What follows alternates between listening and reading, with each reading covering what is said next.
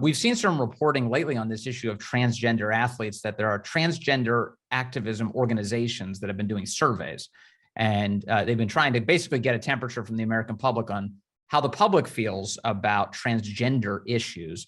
And in particular, when they surveyed the issue of people identifying as a different gender than their birth sex and participating in a sport, it's very unpopular in the American public. In fact, the average American kind of sees it as unfair, especially when biological men compete with women.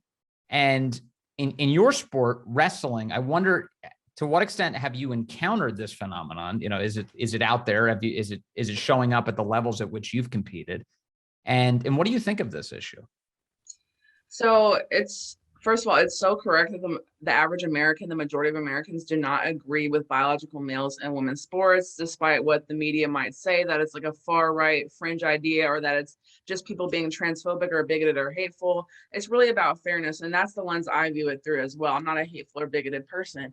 In terms of experience in wrestling is a male-dominated sport. I was born and raised in Maryland, where we do not have women's sanctioned wrestling. So through high school, there were no scholastic girls wrestling team. So I was on the boys team at high school.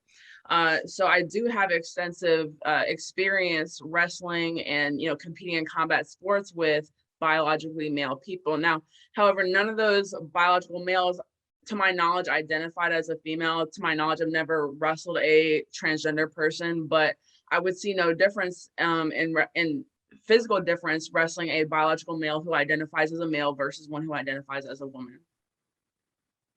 So what you're suggesting is that there's a biological advantage to being a male that isn't eradicated by identifying as a woman, and what about with like treatment? I mean, one of the claims that and certainly one of the standards by which athletes are included in top level competition, if they identify as a gender that doesn't correspond with their actual sex, is that they meet some sort of threshold when it comes to how their body is chemically altered, right? So they take hormones and they decrease the amount of testosterone in their body. And then you have sporting bodies that say, okay, that's the level at which you can compete. What do you think of that crafting of how to make biological males eligible to compete with women?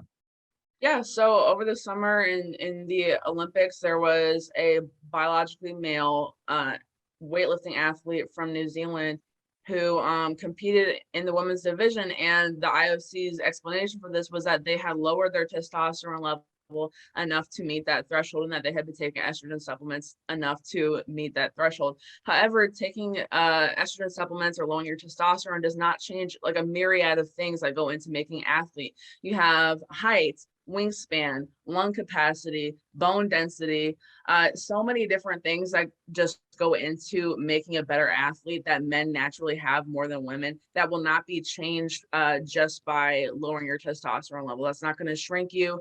In this case, Laurel Hubbard, the athlete, was the official height and weight, I found out, was like 6'2", 240 pounds. That's just not the height and weight of a natural biological woman typically. And if this person was born a natural biological woman, they wouldn't be this height and weight. So taking estrogen supplements and lowering the testosterone to appease the IOC really wasn't enough in my eyes.